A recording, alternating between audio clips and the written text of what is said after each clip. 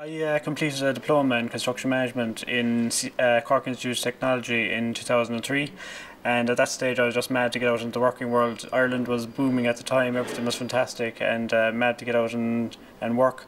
And so I went out and working for maybe the last 10 years, and there lately, thanks be to God, I've been working ever since. But there this year, the last couple of years, things are starting to improve again. I'm starting to feel more confidence about the future, and I said it would be just great to have a master's level qualification just to help my career progress into the future. So I suppose being out working for a number of years, I realised the value of education and what it can do for you and the doors it can open for you.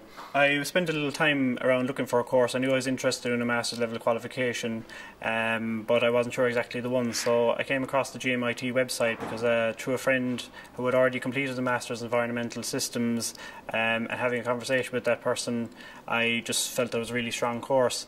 So I went onto the website. I was a little nervous at the start because I didn't have a level 8 qualification, but I heard about the RPL process that the GMIT promotes to help people such as myself who wouldn't have a level 8 qualification but who might have a certain level of experience. After a discussion with the course coordinator, I was appointed a mentor. I met with mentor in the college. We sat down together. We spent some time going through the different questions and helped me figure out where my industry experience would fit into each question. So at that point I went away again, spent some time over a weekend, I suppose reflecting on my own industry experience. At that stage I knew exactly what was the right information to put into each area. So then a short time later I submitted my application to GMIT. The application was broken down into your education, your background, work experience, and I suppose your own personal views on the world and what would be involved in the course that you're interested in doing. So all that is taken into account in filling out your RPL application.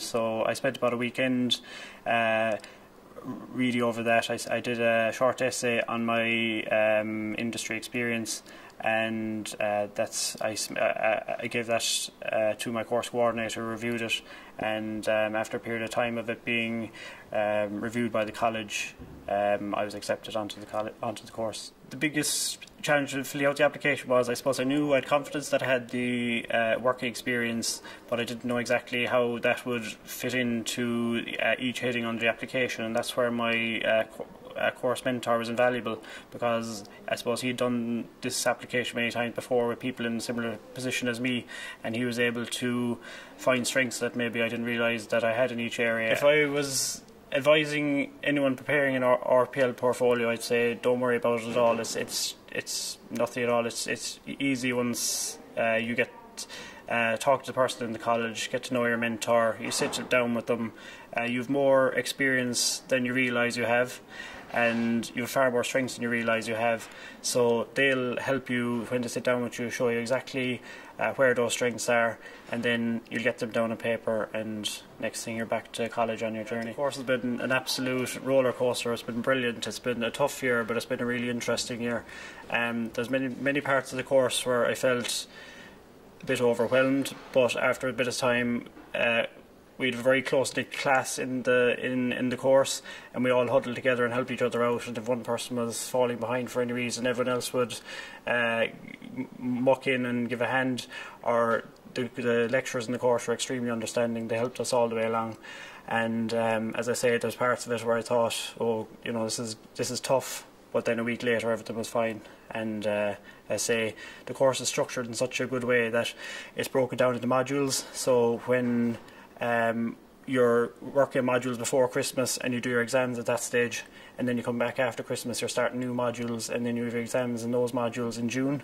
So you're not going back trying to remember things you did last October in June, because you're only being examined on the subjects that you did from January onwards. So that was really good. I found that really helpful to me.